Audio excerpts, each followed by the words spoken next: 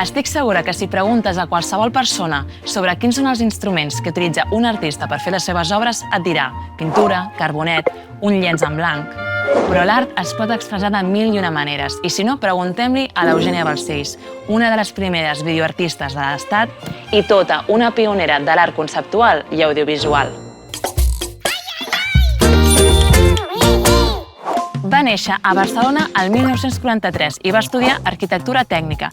Filla i neta d'arquitectes i inventors, des de petita va conviure amb maquetes i prototips. I sempre es va mostrar interessada per combinar ciència i tecnologia amb l'art. L'any 1968 va marxar a estudiar art als Estats Units. Des de llavors, viu entre Barcelona i Nova York.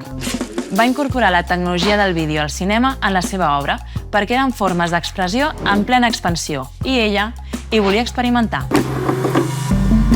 Jo vaig començar a fer vídeo, la gent no coneixia la paraula vídeo. Vinc de molt lluny, no? I vivia a Nova York aleshores. I allà ens estaven inventant el vídeo com a eina artística.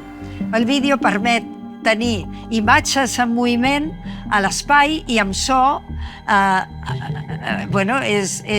et dona unes possibilitats enormes d'expressió.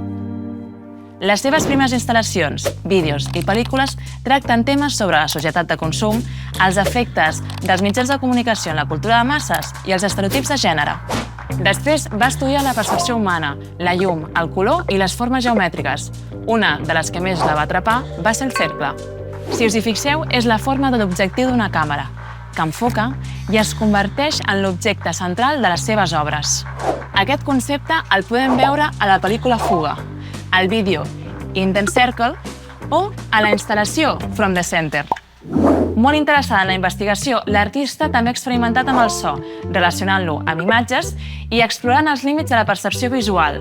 A Color Field i TV Wave, l'artista va aconseguir donar una volta a la imatge electrònica, que ara potser ja ens sembla antiga, però en aquells anys va ser tota una revolució. L'element que més l'ha captivat i que s'ha convertit en peça central de la seva carrera artística és la llum.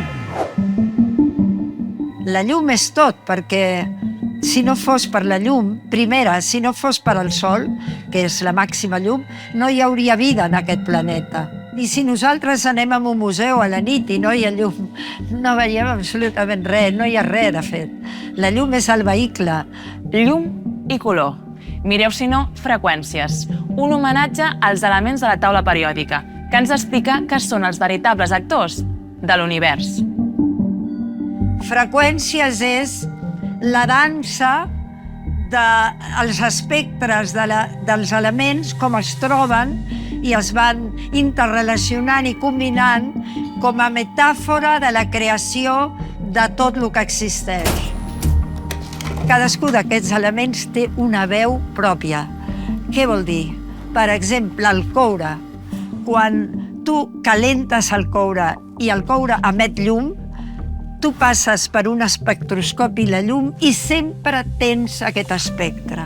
Vol dir que aquesta és la veu de llum del coure i de la plata i de l'or. Cada element té una veu de llum. És que està molt aviat dit, però és fortíssim. L'any 2009 va rebre 2 grans premis que corroboren el seu pes en el món de l'art contemporani. El Premi Nacional en Arts Visuals de la Generalitat de Catalunya i la Medalla d'Or al Mèrit en les Belles Arts.